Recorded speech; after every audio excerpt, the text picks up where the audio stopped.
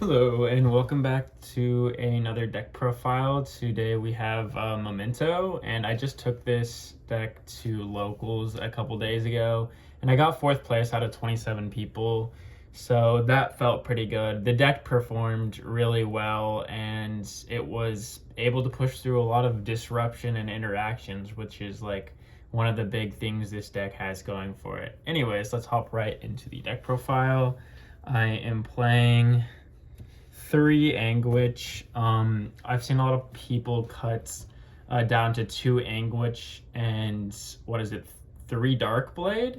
I'm on the opposite, so I'm on 3 Anguish and 2 Darkblade, because I feel like Darkblade is the best starter in the deck, but with the amount of things that you can dodge targeting interaction with, you want to use Anguish because you can dodge the target and have Anguish's effect to search resolve because she's a summon effect instead of a trigger effect. So that just seemed a lot better to me today, and there's a lot of points where if I had the Night Dude instead of the Anguish, then I would have lost the game. So that would have been a couple of games I would have lost. Anyways, we are on 3 Seahorse. Again, this starter is insane. It's an extender, a starter. This is everything you could ask for in this deck. This card is great. Next up, we are on the 2 Darkblade. Darkblade, like I said, is the best starter, but it doesn't play through as much as the Anguish has potential to play through by dodging targeting interaction. And yeah, it's just, in my opinion, not as good of a card. Next up, we are on 2 Goblin. Goblin is a 1-card starter, same with Dark Witch. With Dark Witch, you just pop itself and then go into Anguish. So it technically is a 1-card starter. It's kind of the same thing with Goblin, but you don't search the Anguish. There's a different line you do for it, but it is a 1-card normal summon combo. So you play 2 of it, and also because you play the Goblin Quick Play spell, and if you draw into it, the Goblin Quick Play spell is not live anymore, so it's another good reason to play 2. For the 1-ofs, we're on Mace. Mace is also technically another 1-card starter because you summon it, pop it, and add the horse, the seahorse, but it's not a very optimal 1-card starter, so we only play it at 1. Next, we're on the boss monster of the deck. You only play 1 of it because it is technically a brick. And then for the other 1-ofs, I'm just going to go rapid fire for these. Ugly Fish, this card is amazing in the deck. It enables OTKs. It really allows you to put SP Little Knight on your end board so you can be protected from Nib. This card came out in Rhoda, and it was definitely what the deck was missing to push it to the next level. And next we're on 1 Sleepy. This card is amazing. It summons itself if a Memento monster is destroyed by a card effect, and it fusion summons, which is great because the fusion monsters in this deck are very powerful. And this is one of the reasons why Darkblade is better, technically better as a 1-card starter. Like on paper, it's better as a 1-card starter. Because it makes your Sleepy live, and it also makes the Memento Fusion live to shuffle from grave back into deck to perform a fusion summon. Next, we're on 1 Gaddock. This card is a brick. You don't want to draw a Gaddock. You can unbrick yourself with Gaddock with something that pops it in the hand, but like every time you open Gaddock, you're like, really? Come on. But this card is really strong. It helps you play through more things. It summons itself from the graveyard when it's destroyed by a Memento, or sent to the graveyard by a Memento card, and then allows you to add 1 from grave to hand. So it gives you a body and it recycles something, or it helps you play through things. So this card is great. Since we're on the Pure list, we're playing the Horned Dragon. I mean, it really is just another brick, kind of.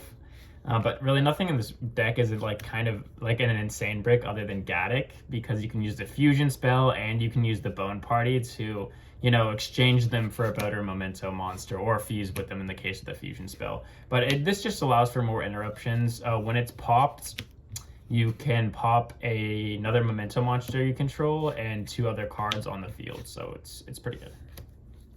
Next up for the spells, we are on 3 Bone Party. Bone Party is insane. It lets you dodge targeting negation, and it's an extender. And yeah, it's a quick play, so it's just great. It's great.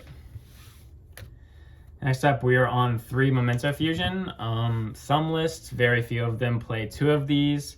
I was originally looking to play 2 when I went to locals, but I started messing around with the deck and I realized that 3 Memento Fusion is amazing because it also not only allows you to dodge targeting negation, but it also has the banish effect to add a Memento Fusion, so you can add a copy of itself or the Bone Party, and adding Bone Party lets you play through more. So Memento Fusion is just crazy card. And next up, we're on 2 of the Goblin Biker Grand Breakout. This card is pretty good. I've heard a lot of people say this card isn't great, but when you're playing 3 Anguish and you have one of these in hand, it is amazing because you normal summon the Anguish, and let's say they Imperm or Veiler it, you use this to dodge it, and you add the horse from the Anguish if you don't already have the horse. And then you summon the Goblin of the level 1 from deck, and then you just continue with Goblin lines, and if they stop that, you have the horse to follow through with. So it's honestly pretty nice. Next up, we're playing another brick in the deck, the Field Spell. It's just a card that you search for in the middle of your combo. It's not the end of the world if you draw into it either. It's an alright card, and it lets you set spell traps from your grave at the end of the turn, so you set the Bone Party usually. So it's pretty good. It's pretty essential towards your combo. And next up for non-engine hand traps, I am on 3 Fua. Fua is a great card. Definitely should be main decked. I know this card's a little bit spendy right now, but you could honestly replace this with a board breaker if you are leaning towards wanting to go second better, or an Ash if you want to be able to go first even better and second a little bit, because I mean Ash is also an interruption on their turn, but it also, you know, can stop Charmies, which you're not really super worried about Charmies in this deck. But you're definitely, if you're going to play into the Charmer, you're going to give them a couple of draws. So it's probably, depending on the Charmy though, it's probably worth it to Ash. And next up, we are on 3 Imperm. Imperm stops Duo Drive. And I mean, it's Imperm. It's really helpful. You can hold it for, if you're going second, you can hold it as a monster negate. You can hand trap them with it. It's just really flexible, and that's why you play Imperm over Veiler or Ash in this deck. Next up, we are on 3 Metal Tronus. This card came up a couple of times. When I saw it, it was really nice to be able to get rid of things, especially now that Detonator is at 1. If you resolve a Metal Tronus on a Detonator, it really hinders their follow-up, because if they have access to the rank 4 package and not a Detonator, then if they can't kill you that turn, then their inboard is going to be a lot weaker. It might just be like Baguska or something like that, which, I mean, you play Imperms, you play Droplets, and I mean, you have SP, so if you really need to, you can just attempt to go into an SP line. And next up, we are on 3 Droplets. This card is insane in this deck. Like, the fact that Droplet doesn't target to negate, and you can chain it to your quick plays, you can chain it to Anguish and send the Anguish, and you're good to go. This card has been insane. One of my favorite combinations so far that I've used is using Droplet to send the a quick play and an Anguish or something like that. It's been so nice. This card is crazy in this deck. Next up, we're on a Talents and a Called By. These are just great staples. Called By is good for first and second, and Talents, same thing, good for first and second. Next up, we're on the 1 trap of the deck. We're on a Statue, because in some inboards going first, well, pretty much all inboards going first, if you don't get hand trapped at all, you can end on an SP plus a Silhouette Hat Rabbit, so you just get a free layer of interruption, which is really nice. And hard drawing it going first is not ideal, but like, it's come up to where it's won me games because I hard drew it. I'm not saying that I would want to hard draw it, but like, it's pretty decent in the deck. Moving on to the extra deck now, I'll show you my Metal Tronus targets first and I'll explain them. Detonator, this is pretty self-explanatory. White Binder, same thing. You don't want them to banish from your graveyard, and White Binder is just a great card. And then Moon, because it hits light fiends, and technically you can make it. It can come up to out of towers, and it's kind of a big body. So yeah, that's why this is my light fiend Metaltronus target, and this is kind of the spice. This is my blue eyes target, because I was originally thinking about running like the big level 12 synchro dragon for blue eyes, because then if I was going second, I could banish that and that would feel pretty good. But then I realized that it's not like, you're not worried about really large bodies in this deck, because you can attack directly for 8,000 damage. So I decided to make the deck a little better going first, and being able to Metaltronus, if they normal summon Barrel and they set their back row or whatever, and they go into Spirit Dragon, and you Metaltronus their Spirit Dragon, and not only banish it, but also negate it, that's really nice, because then it makes them have a harder time to get into seals, and they don't get their extra normal summon. So that's kind of the logic behind this. Anyways, moving on, we are on 2 of Creation King. You're on 2 because you send 1 with your combo line and banish it from grave to search for the field spell. This card's really good, just dumps Memento monsters, and if there's a card that dumps Memento monsters, then it's going to be good. And it's also part of your interaction on your opponent's turn, just for pops and stuff like that. Next up, because we're playing pure, we're on Twin Dragon. 2 Twin Dragons. You can get away with playing 1, but 2 is kind of nice in case something happens to one of them, like it gets banished or something like that. You can just, it's kind of nice. It just really is. There's like niche scenarios. Like let's say like a Twin Dragon gets drill beamed or something like that. You always have one for later on down the road if you need a Twin Dragon. Next up, we're on the Honorable Memento, Guardian Chimera.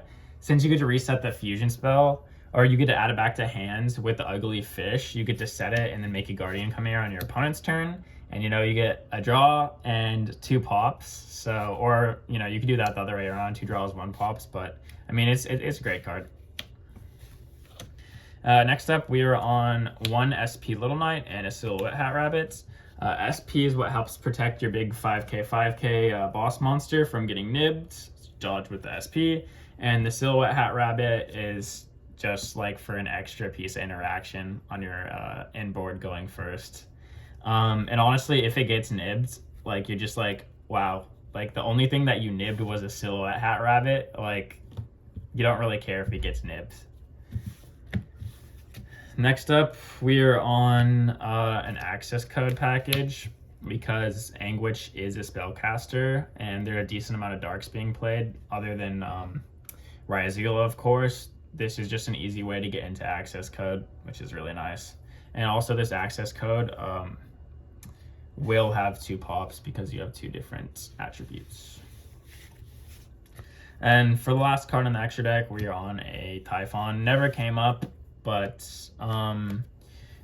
given how many interactions, like quick play interactions like Droplet and Metaltronus and Imperm and stuff like that, I figured that playing a Typhon would make sense, because I still have the opportunity to break through the last of my opponent's inboard with a Crisis, and then if I have anything else that I can interact with on my opponent's turn, I can just set it and hope that they can't push through it, and then it'll come back to my turn, and I don't know. It's Typhon. Like, I feel like in a decent amount of decks you should be playing Typhon. Not all, but like a decent amount. Anyways, that's everything for my deck profile. I appreciate you guys watching.